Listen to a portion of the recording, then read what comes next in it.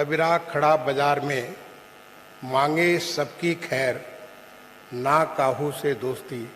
ना काहू से बैर। सदुक्कड़ी समाज के प्रणेता संत कबीर के प्राकाट्य दिवस पर आप सबका बहुत बहुत अभिनंदन है। हमारे प्रदेश के माननीय पर्यटन एवं संस्कृति मंत्री जी, हमारे प्रदेश के माननीय राज्य मंत्री स्वतंत्र प्रभार आयुष जी, हमारे सहयोगी अपर मुख्य सचिव वित्त एवं आयुष, प्रमुख सचिव संस्कृति एवं पर्यटन एवं आज के इस वेलनेस टूरिज्म कॉन्क्लेव में उपस्थित देश के प्रदेश के भिन्न भिन्न भागों से आए हुए सभी प्रतिभागीगण, भाइयों एवं बहनों, आज संत कबीर का जन्मदिन है। मुझे बताने की जरूरत नहीं है कैसे एक साधुओं की सामान्य भाषा में जीवन के गूढ़ रहस्य को सर्वजनमान्य कर देने का उनमें कितनी ताकत थी, किस प्रकार से पूरे जनमानस में सामाजिक सौहार्द, मानव प्रेम, मानवता के प्रति प्रेम और तमाम सारी चीजें जो हमारे जीवन के लिए आवश्यक हैं, हमारे जीवन के लिए जीवंत रखने के लिए बहुत आवश्यक है, उसको उस भाषा में कैसे उन्होंने उस युग में लोगों तक दिया और आज ही नहीं अनंत काल तक यह कालजीवी प्रतिभा जो कभी कभी अवतरित होती हैं, वो हमेशा हमेशा के लिए हम सब के बीच में रहेंगी और उनकी ध्वनियाँ, उनकी वाणी, उनका ज्ञान, उनके दिए संस्कार हम सब तक, हम सबको हमेशा हमेशा के लिए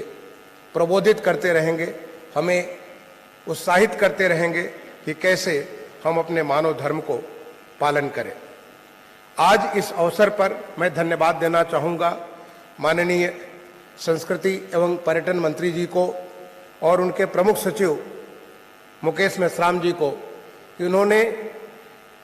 एक बहुत ही महत्वपूर्ण वेलनेस टूरिज्म कॉन्क्लेव की अवधारणा की,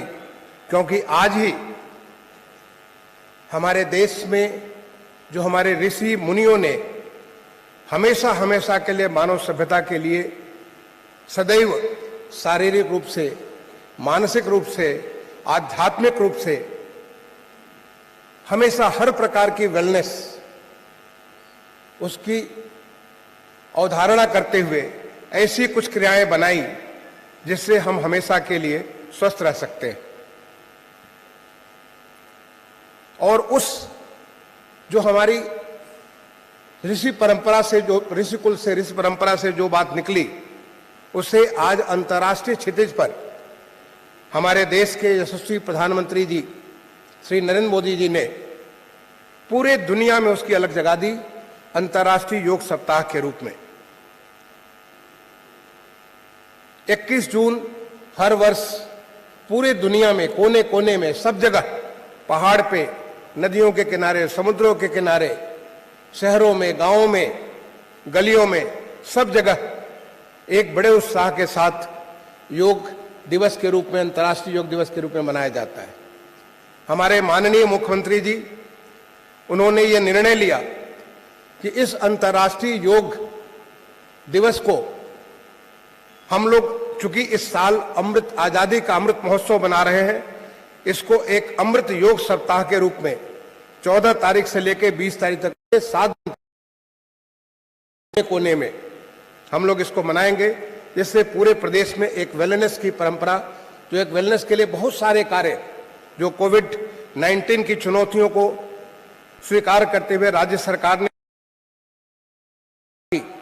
तमाम सारी चीजों को ऐसे कीर्तिमान के लिए पूरे एक सप्ताह अमृत योग सप्ताह के रूप में मनाया जाएगा, जिसका शुभारंभ आज हमारे प्रदेश के हर जिले में, हर शहर में, हर गांव में, हर नगर में इसकी शुरुआत हो गई है और मैं समझता हूं कि करोड़ों की संख्या में 1-2 करोड़ नहीं, मैं 3-4 करोड़ लोग इस पूरे सप्ताह भर इस ऋषि परंपरा का, इस ऋषि वरदान का, इसका लोग आस्वादन करेंगे, इसका लाभ लेंगे और उसे अपने जीवन में अपनाएंगे। और इसका पूरा कल्मिनेशन, इसका शीर्ष 21 जून 2022 को जब पूरा विश्व इसमें अंतर्राष्ट्रीय योग दिवस के रूप में मना रहा होगा, हमारे प्रदेश में भी बहुत बड़े स्तर पर इसको मनाया जाएगा। यहाँ पे जो तमाम सारे विद्वान यहाँ पे उपस्थित हैं, तमाम सारे योग प्रेमी जो यहाँ पे उपस्थित हैं, आप सबसे मैं निवेदन करना चाहूँगा। मैं निश्चित रूप से समझता हूँ कि आज आप यहाँ उपस्थित है, ये बताता है कि आपका इसमें रुचि है, आप इसमें बहुत कुछ करना चाहते हैं, लेकिन आप इस रुचि को, मेरी अपील है, मेरा आप सबसे निवेदन है, करबद्ध प्रार्थना है कि आप जितनों को जानते हैं, जहाँ जहाँ तक आपकी पहुँच हो, जिस किसी माध्यम से आपकी पहुँच हो, कुछ तो भौतिक लोगों के सामने उपस्थित होकर के कर सकते हैं, कुछ आप अपने सोशल मीडिया के माध्यम से कर सकते हैं, कुछ जगह जगह पे अभिभाषण के माध्यम से कर सकते हैं। जिस किसी माध्यम से आप पहुंच सके, हर भारतीय को, हर एक ऐसे लोगों को जो आपके कहीं न कहीं किसी तरीके से आपको छू जाता है, उस तक इस वरदान को जो हमारे ऋषियों ने, हमारे मनीषियों ने, हमारे संतों ने जो हम सब के लिए, और न केवल हमारे लिए बल्कि पूरी दुनिया के लिए, पूरी मानवता के लिए जो उन्होंने दी, उस चीज को आप लोगों तक पहुंचाएं। इससे निश्चित तौर पे न केवल उन्हें शारीरिक स्वस्थ रहेंगे, शारीरिक रूप से स्वस्थ रहेंगे, बल्कि मानसिक रूप से भी। आज मानसिक परेशानियां, किस्म किस्म की परेशानियां आज इतनी व्याप्त हैं, आपको मानसिक रूप से भी शांति मिलेगी। आध्यात्मिक रूप से जो आप समझ नहीं सकते हैं, जो आप देख नहीं सकते हैं, जहां आप अनुभव करेंगे कि आप हैं कौन, आए क्यों हैं इस धरा पर, करने क्या जा रहे हैं, कैसे करने जा रहे हैं, क्यों करने जा रहे हैं, ये जो इन तमाम सारे प्रश्नों का जो उत्तर हमारे तमाम सारे ऋषियों ने भिन्न भिन्न तरीके से अपने दर्शन के माध्यम से, अपने पुस्तकों के माध्यम से,